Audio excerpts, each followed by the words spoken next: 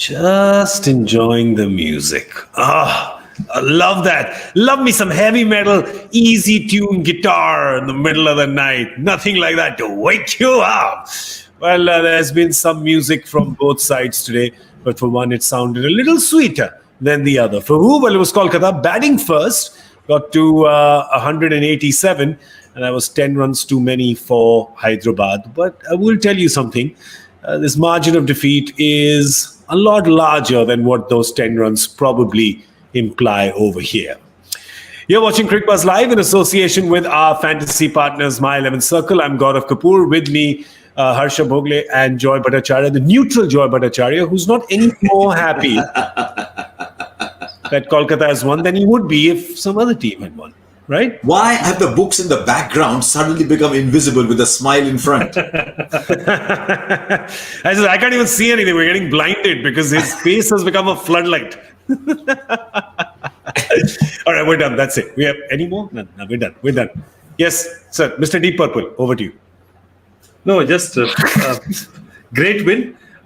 They played their bowling resources really well. They used the conditions. But, the one thing that I was just stood out for all of us was Manish Pandey. If there was anyone who needed to get the job done for Hyderabad today, it was Manish Pandey. Yeah. And I think even those last sixes may have padded his batting average a bit, but he certainly didn't do the job for them. And I think if you have a batsman who's played that many balls, he has a responsibility to at least try and finish. Often you can't finish, but it just didn't seem he was taking any risks at all. That is, you look at numbers. This is where numbers become kind of sometimes just a little confusing, but you have to have seen the game and you need to know the story in this case, Harsha, right? Because you look at it independently and say, we got 61 or 44, but that's not the story because an experienced player like him, if he's not out, you can't be 10 runs short. You talked about the numbers, okay? I've got the scorecard in front of me. You look at Johnny Bairstow, 55 of 40, strike rate 137. Manish Pandey, 61 of 44, strike rate 138. You say, what's the problem all about? It's because the Bairstow came in with the score 10 for 2 in the third over. And if they got back on track, whatever little they did, it was the shots that Bairstow played.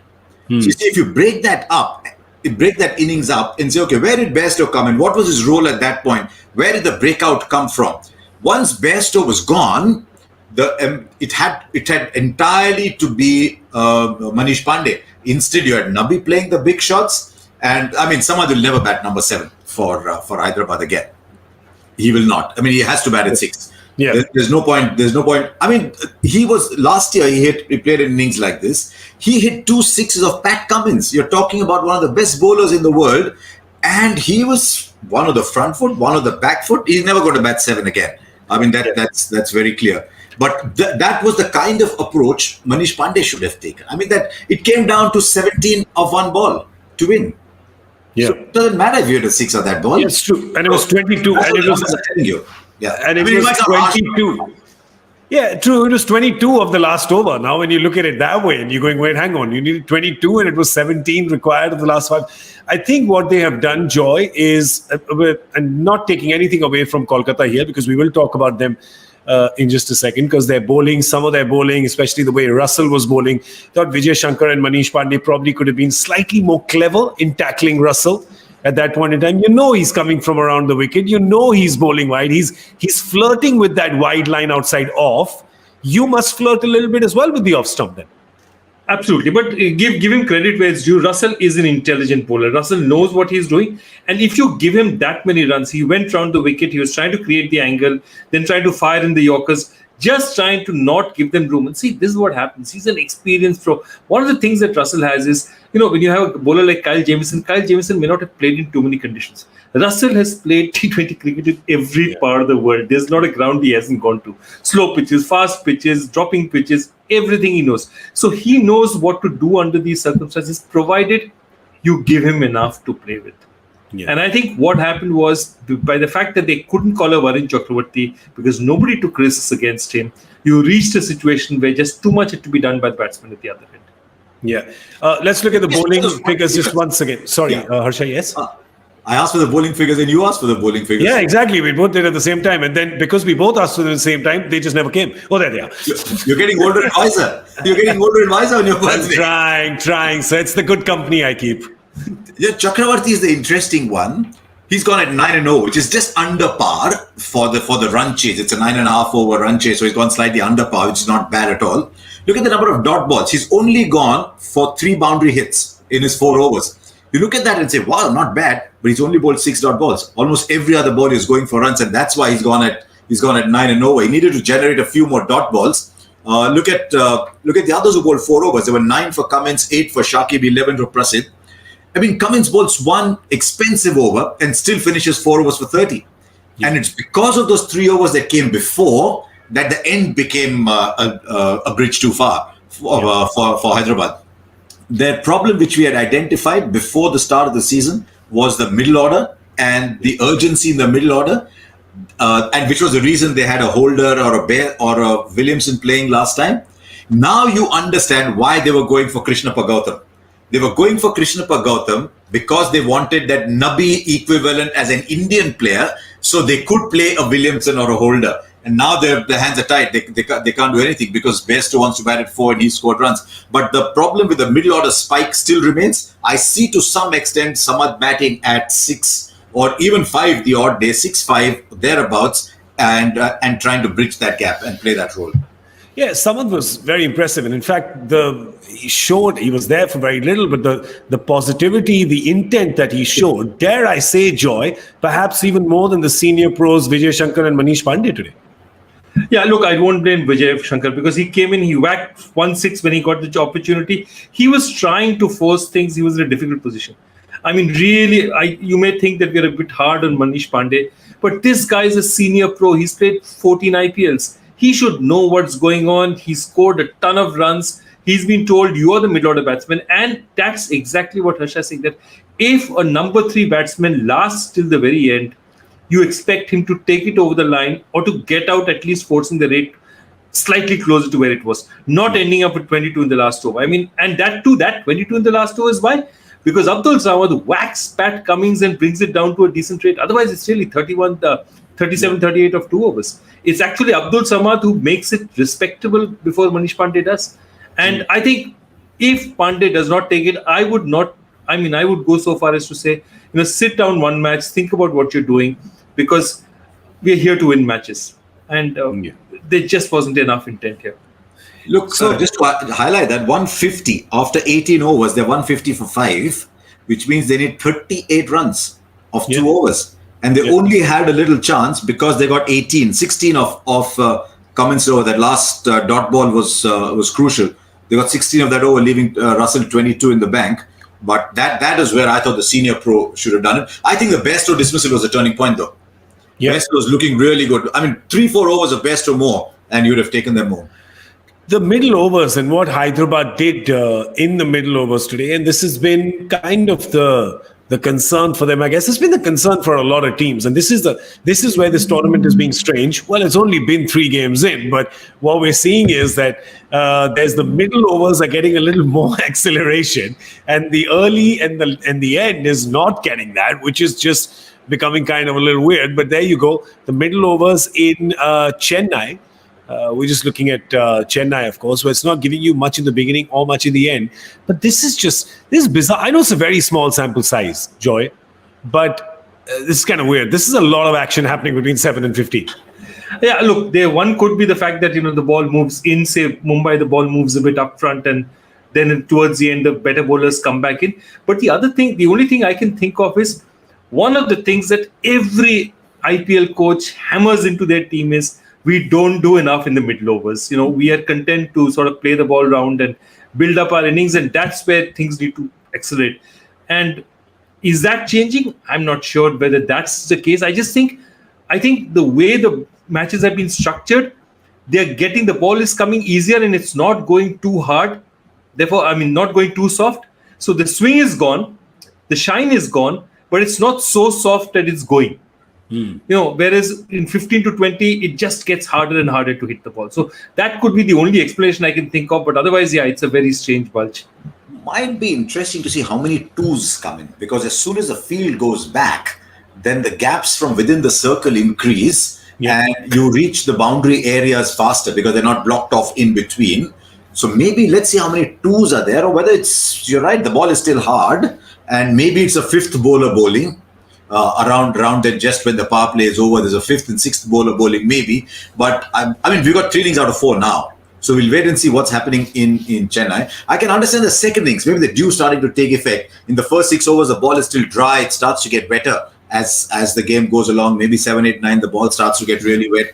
But it's a very interesting phenomenon that the top and tail, which are the big hitting areas, are meager and the middle is abundant. It's nice and plump in the middle. Yes, just a bit like all of us are becoming. Bit like all us Indians.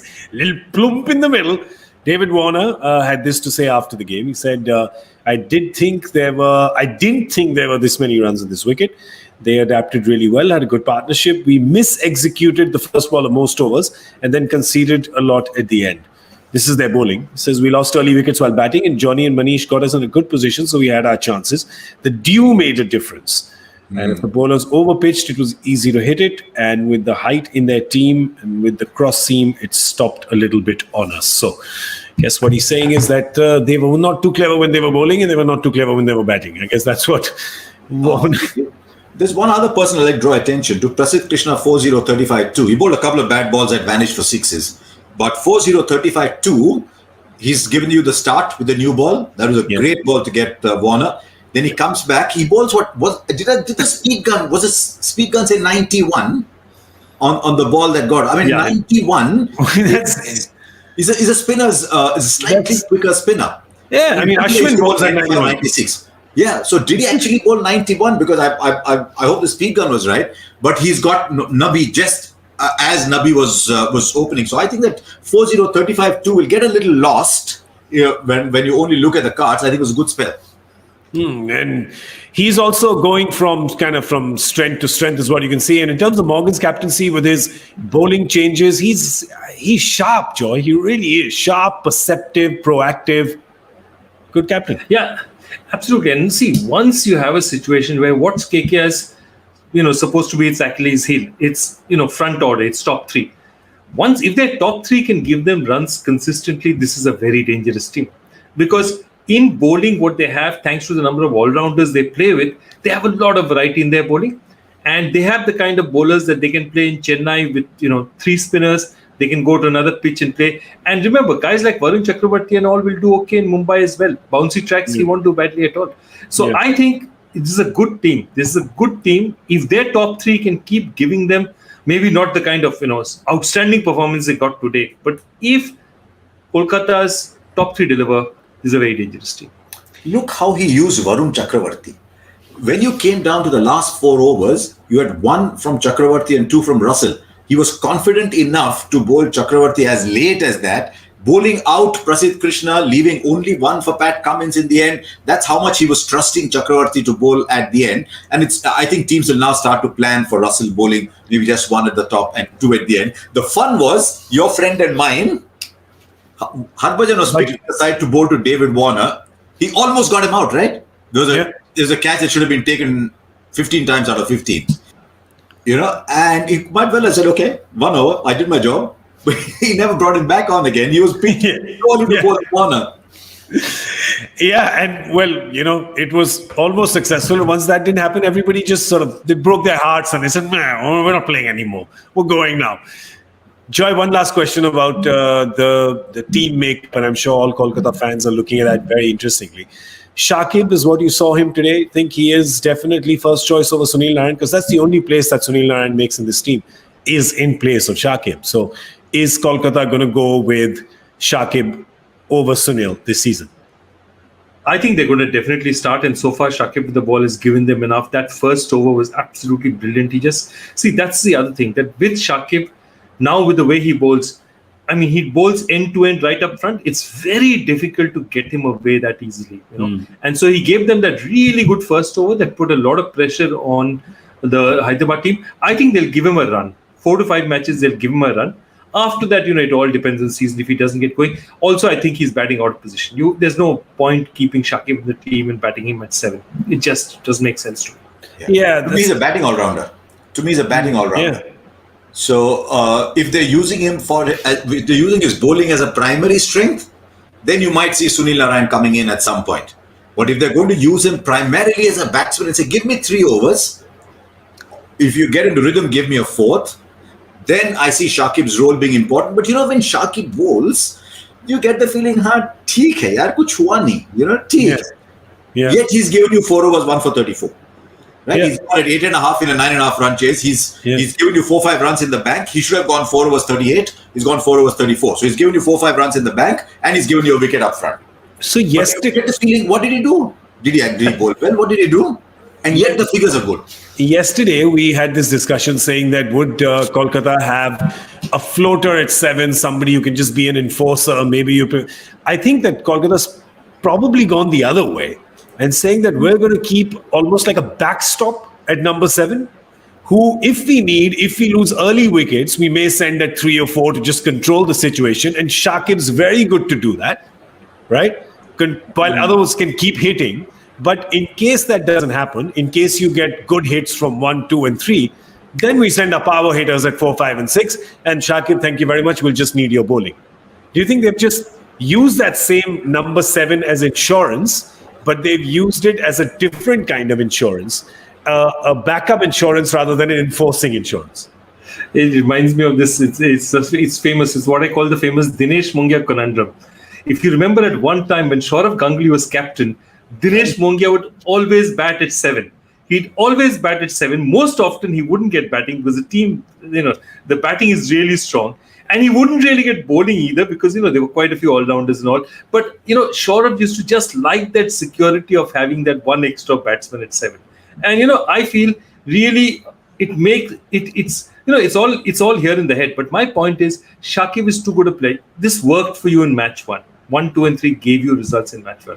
But I genuinely believe give your most experienced and talented batsmen as much time as possible. And even though they gave them results today, I still feel Shakib should be batting in the top 3. You know what my gut feel is? My gut feel is if Tripathi had got out early, then he might have come in at 4.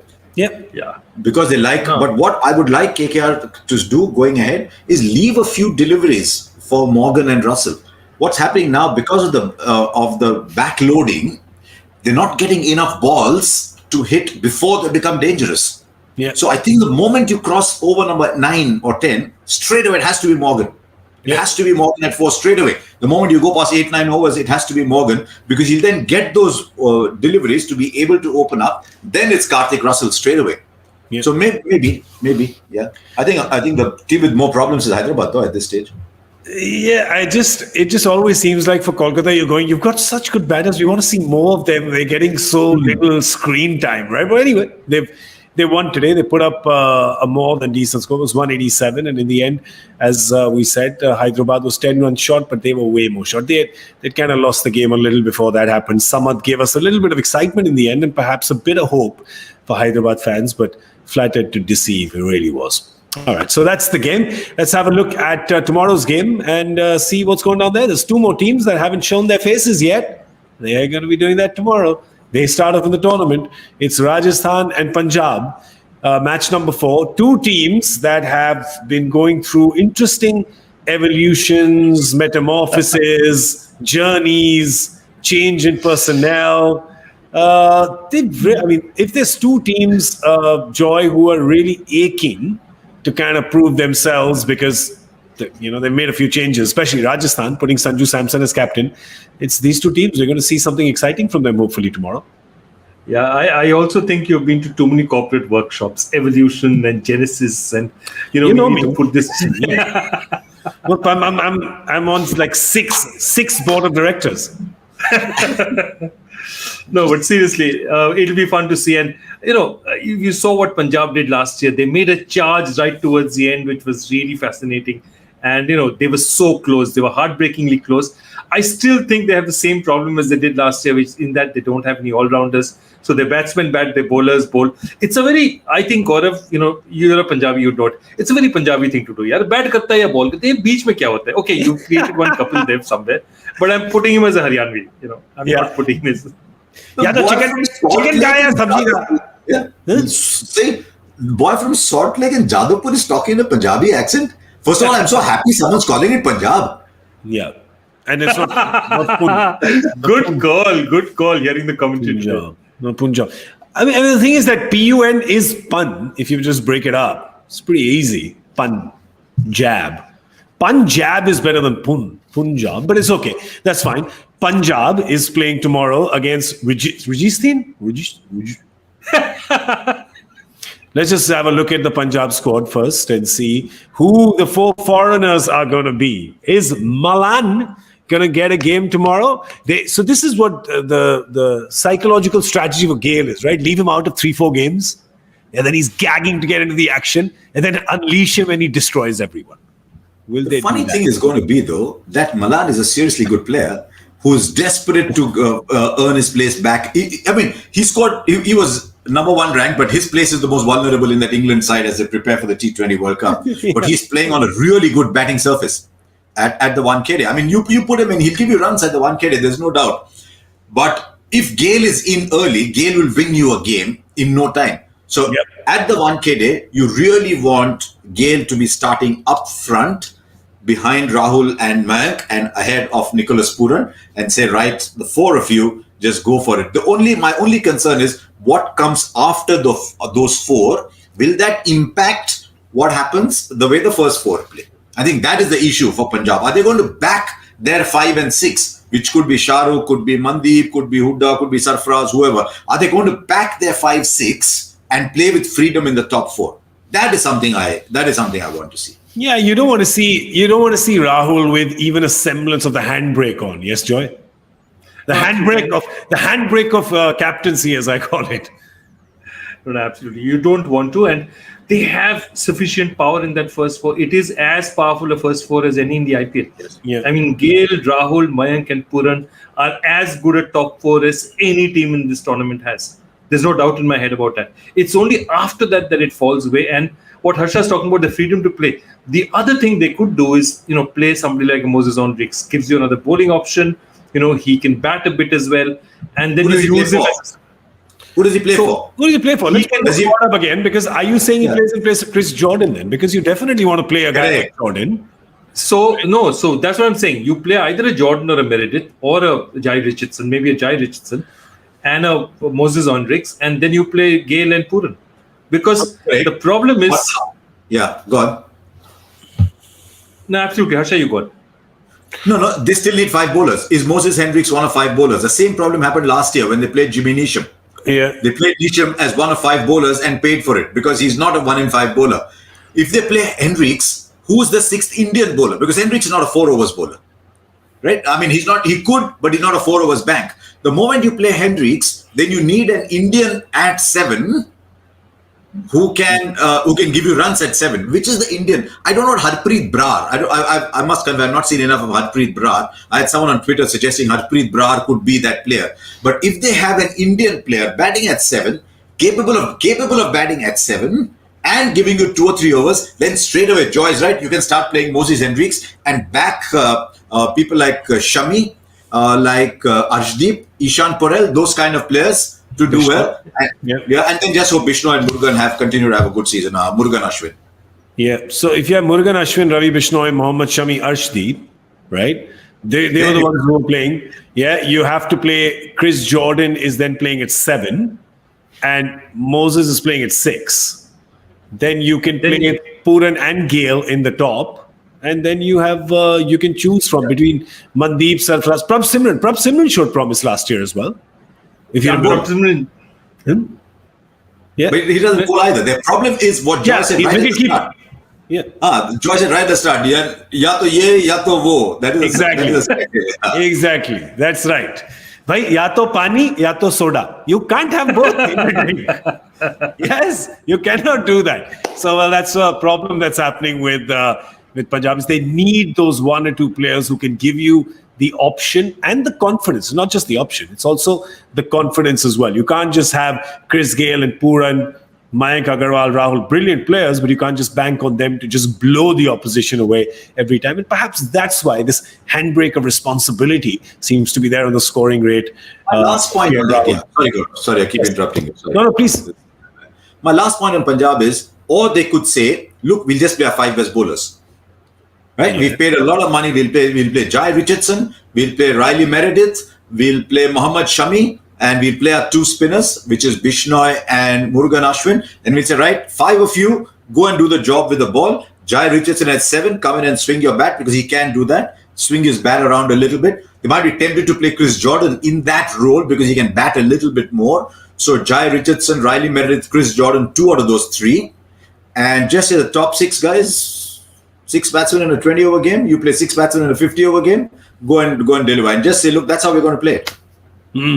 Well, we're going to know tomorrow, but there is that issue as we're talking about, is they need that little, the magic of the 5, 6, 7 that Mumbai gives you, where you have 3 players who can change the game in 10 balls with their bat, as well as come and bowl as well a little bit. Well, can they get that option from anyone there tomorrow? Can they fit that person in? For Rajasthan, of course, it was Ewan Morgan who let it slip in one of the press conferences that Ben Stokes and Jos Buttler will be opening the batting for Rajasthan. If that happens, you've got Sanju Samson at 3. Where are you going then, gentlemen? And we spoke about this, I think, yesterday as well. Jofra Archer, of course, not available for the first few matches. We spoke about this, and you said that you were not entirely convinced with Ben Stokes and Jos Buttler both being top of the order, Harsha. It might be good for them, but I don't think it's good for Rajasthan. Unless Rajasthan says, look, we will back people like Riyan Parag, we will back people like Mahipal, Lomror, Shivam, Dubey, and all these guys to come in and bat 4, 5, 6, 7 till we get to Tewatia and Morris. Tewatia and Morris are probably 7 and 8, given that you already have Stokes. So that's your 6 bowlers. Tewatia and Morris are probably 7 and 8. Maybe if the start is really good, they're 6 and 7. Yeah. But then you've got to back yourself. You say, okay, we'll go really top heavy. We'll go Stokes, Butler, Samson, and we'll say that's how our team is, guys. We're really backing Shivam Dubey, Mahipal, Lomror, and say we back you to take the team from there, and we'll play like that. They still have to depend a lot on the spin of Shreyas Gopal. He had a sort of iffy season last year. Shreyas Gopal, Rahul Tewatia, and now so much depends on Chris Morris. I mean, we're talking to Dooley the other day. He says the better Chris is Vokes, not Morris. But we'll see how. But now there's a lot of pressure on Morris. See, it was damn cool being Morris all along, because who's the focus on? The focus is on Stokes. The focus is on Butler. The focus is on Archer. I'll take the money. I'll come in and play this 2-in-1 role. It's not his fault he's got the money, and let's make that very clear. Now suddenly, Morris is the leader of the attack, because who's he got around him? Stokes, who will give you 3 overs maybe. A good day, he'll give you 4th. You've got Karthik Tyagi. You've got those kind of bowlers around you now. So Morris is the leader of the attack, so he's got a lot more responsibility on him. And how much will they miss Jofra Archer, Joy, on a scale of 1 to 10? Do you think about 12? Absolutely. He's such an impactful player, and so he makes so much of a difference up front. And again, he's like Rashid Khan. He doesn't give runs, he takes wickets as well. And there are very few who do both together. So he's going to make a huge difference. And Morris, Morris, for no fault of his own, is going to earn really earn his salary. But see, that's the other point. If you see their spending pattern, they've blown a lot of money on international players. There's a disproportionate amount of money that Rajasthan have spent on international players. Now, if you see the Riyan Parags of the world, Riyan Parag is a starter, but he's a 20 lakh player. That's what you got him for. There was no bidding from any other team. And he may get you a 50. I think when Riyan Parag gets you a 50 and he performs 3-4 matches out of 10, he's still doing really well because he's for his potential, he's doing fantastically. But he's not going to give you 500, 550 runs. And I think that is the essential problem that Rajasthan has to look at, saying that, okay, I have one Indian batsman who's very good, like Sanju Samson, who's not the most consistent batsman. Again, he's not a bank. Sanju doesn't give you, he'll look fantastic and then he'll throw away his wicket as well. So who is your Indian batsman? And really, the next Indian batsman who's shown any kind of consistency is Rahul Tewatia. Yeah. So that middle, Yashasvi Jaiswal, Mahipal Romrod, Riyan Parag, who's going to stand up and be counted as issue? Yeah, but I mean, Tewatia scores when you've got to push the horse back. The horse is about to bolt, and you're pushing the horse back and shutting the door. That's when Tewatia comes in. I'll give you one example of what Archer does. I think last year, Archer had an unbelievable, I think the economy rate in the power play was 4.25, something like that. It was nonsense, something as unreal as that. And I think all the others were in double figures. All the other fast bowlers are in double figures. Now you're taking 4.25 away. Yep. Now, I mean, it's like saying there's one guy earning in a family and I'm actually taking him away. Now let's live off the pocket money. Yeah, that's why I said 12. On a scale of 1 to 10, you miss him 12. That's the reason you miss him, because he gives you, he's giving away less than a run a ball in a power play. That is gold. That is more gold than what he wears around his neck. It really is. That's tough, though. That's tough, though, but in a manner of speaking, yes. It is. He has freak injuries, Gaurav. Jofra gets his. He dropped a fish pond and cut his finger and whatever. But one day, I'm afraid he's going to injure some part of his face with the gold flying back. It is a fairly heavy chain. In fact, it's one of those chains that Bappy Larry looked at and said, geez, that's a big chain. Right? I think Jofra Archer is dressed, even if you see the pink, that he's wearing, he looks as if he's ready anytime to run off the ground and go to a Malayali wedding. Lots of gold, lots of pink. Hey, he's got a Malayali skipper now.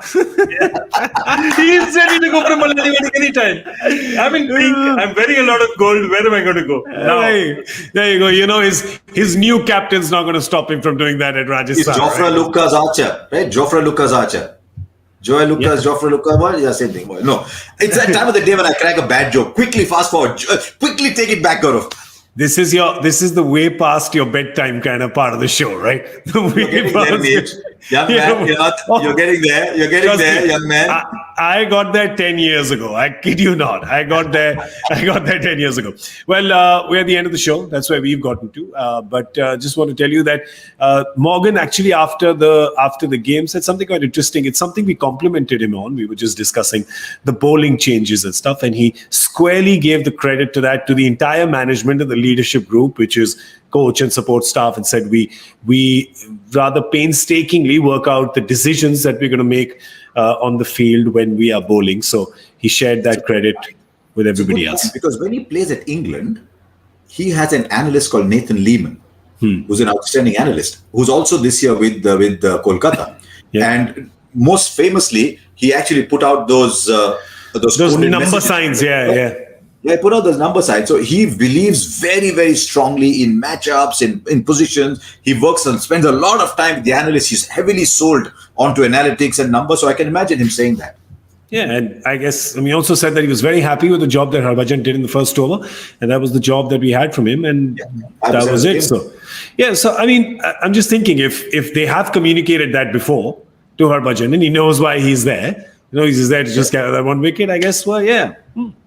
Because that's what it is. If I turn around and say, मैं एक और करता हूँ, आप लोग तो रोज show करते हो, मुझे पैसे ज़्यादा मिल रहे हैं तुम्हारे से. Yeah, it's true. It's true. We have a winner for our Joy Factor question, and this time it is Mr. Harsha Bhogle who got the correct answer.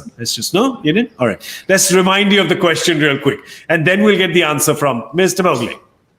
Okay, here's the question once again. And the question is, this one-day international record has been achieved by 26 people, but just 2 Indians. One of the two is Sadgopan Ramesh, not really known for his bowling. Who is the other?